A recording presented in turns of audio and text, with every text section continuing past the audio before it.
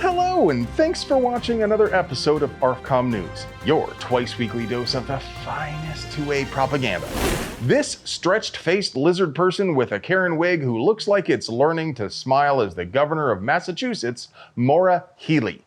She recently imposed a whole raft of control-freak garbage squeezins on those unfortunate enough to live in the birthplace of the American Revolution. This total Chad with a strong and ready slap in hand is Toby Leary, who owns Cape Gunworks and heads up the Civil Rights Coalition, which gathered over 90,000 signatures to put a measure on the ballot repealing that aforementioned raft of control-freak nonsense. And literally the day after Leary announced they had the signatures they needed to put that measure on the ballot, he received an official commendation signed by Governor Healey herself, recognizing him for his leadership as the voice of the Civil Rights Coalition and his dedication to ensuring the rights and liberties of Massachusetts citizens are always preserved. My brothers, the irony is so thick I'm expecting Alanis Morissette to crash through the wall any moment, just like the Kool-Aid Man.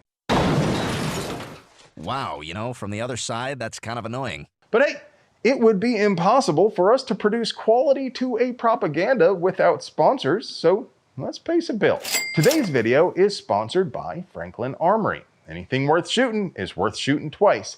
And now, Franklin Armory is rolling out their brand new Glock 19 binary slides. With the Model 22 version shipping soon, that means Franklin offers a full-size and a compact in both 9mm and faux tape. Franklin Armory, those freedom facilitators who brought you twice the fuse with their binary firing system, because it's a scientific fact that bad guys with twice as many holes in them are half as dangerous. So in the unfortunate event you should ever need your firearm for defense, remember, it's math. It can't be wrong. And by Vortex, the new Defender line features a constant on emitter with no flicker and shake awake, so it is always ready. The Defender CCW is impressively compact for daily carry, the ST is a bit larger, and the XL is an absolute beast with one of the largest windows available on a micro red dot. And by Hydra. The Mark 15 Hydra is the most versatile black rifle platform the industry has ever seen. The most you will ever need to convert calibers is a barrel, a bolt, and a magazine well. U.S. District Judge John L. Sinatra Jr. just ruled that New York's vampire law is unconstitutional. That's the Bruin response law that says it's illegal to enter any business with a gun unless you have express prior consent from the owner. A property owner certainly has the right to tell people who wear Che Guevara shirts that they aren't welcome. Get off my lawn. But the government has no authority to tell people they cannot express their support for a murdering commie psychopath via performative consumerism. A property owner has the right to set all sorts of conditions for entry that would be illegal if the government did it. You know why? Because your interaction with the property owner is voluntary. But the notion that the government can ban guns in businesses is beyond insane. It's saddening that anyone has the stones to even try this. Still, it will have to work its way through the system. Because as surely as a boomer FUD will recommend a snub-nosed pistol to a lady, that the state will appeal this decision. In the meantime, though, Judge Sinatra has permanently enjoined the state from enforcing the law, and he did not grant a stay, which should give you some clue as to how far out of line the vampire law was. So while they will inevitably appeal, they will also inevitably lose. It is a slow process, but we are gradually unwinding the draconian restrictions in authoritarian states like New York. Stuff's getting better. Stuff's getting better every day. Unfortunately, New York has a lot of draconian restrictions left to unwind. One of the next infringements we need to go after is the new law which forces gun shops to post warning signs attempting to convince people how dangerous it is to have a gun in the home. Now, do I even have to say this is an audacious violation of the First Amendment in an attempt to put a chilling effect on people exercising their Second Amendment rights? One could argue that any attempt by the government to influence people to not buy a gun is infringing on their right to bear arms. Even if the government were the one publishing the speech, I would consider it an infringement. But to compel other people to speech is clearly unconstitutional. But it's not just the state of New York tearing up the 1A along with the 2A. Biden's new EO directs his gun control task force to investigate whether it is sensible for 3D squirter manufacturers to block guns from being made, and they're also looking into ways to block file sharing. Both ends have clear First Amendment implications and are equally pointless. As Mr. Universe famously said, you can't stop the signal.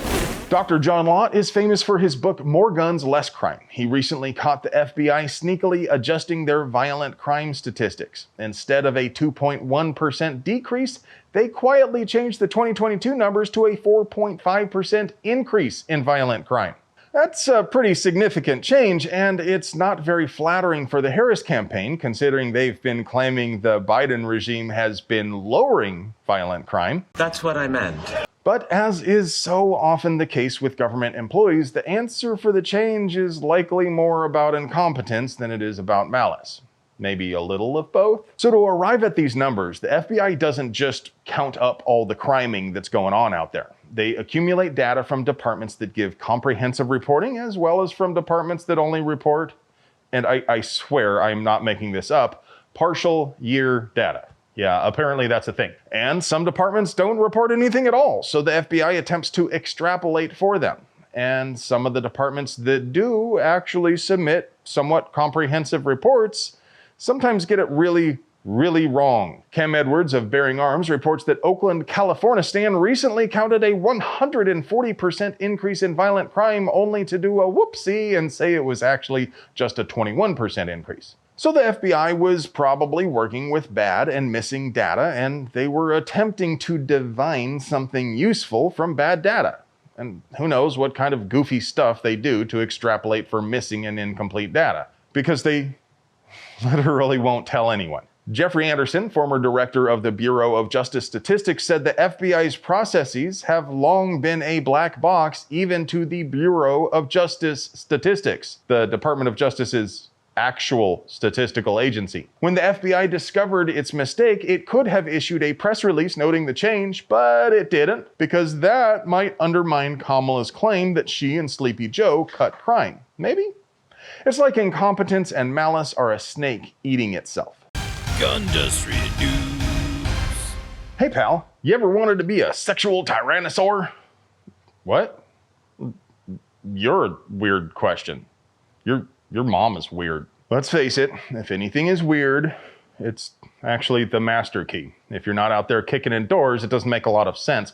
But it's also badass, and you don't need to have a practical reason to have cool shit. The problem is, master keys are like super hard to find. But now tier 1 outfitters, it is supposed to be tier 1, right? Anyway, tier 1 outfitters will be making some. It's a limited run. It is an NFA device, and it costs, well, I can't say that on YouTube, but it is for a small audience, and I have no doubt they will sell every single one they make, because remember that part where it's just badass?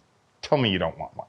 Bushmaster just announced their new V-Radicator varmint rifle line with a 223 Wild chamber. It will be available in 18, 20, and 24-inch barrel lengths, and they'll sport the kind of features that you would expect on a varmint rifle, like a heavy barrel, free-floated M-LOK handguard, and Bushmaster's dedicated marksman 2-stage trigger. All are chambered 223 Wild, which can fire either 223 Remington or 5.56mm, but with better accuracy than you would expect from a chamber cut for 5.56. And now, for your moment of zen.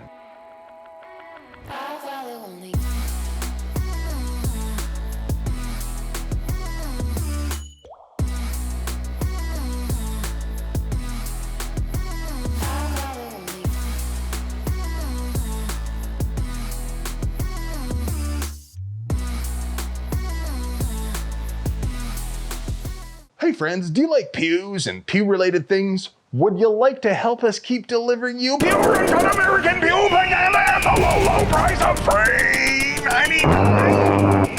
We literally couldn't pay the bills without our sponsors, so do us a solid and get yourself something nice from them. You deserve it. I love you.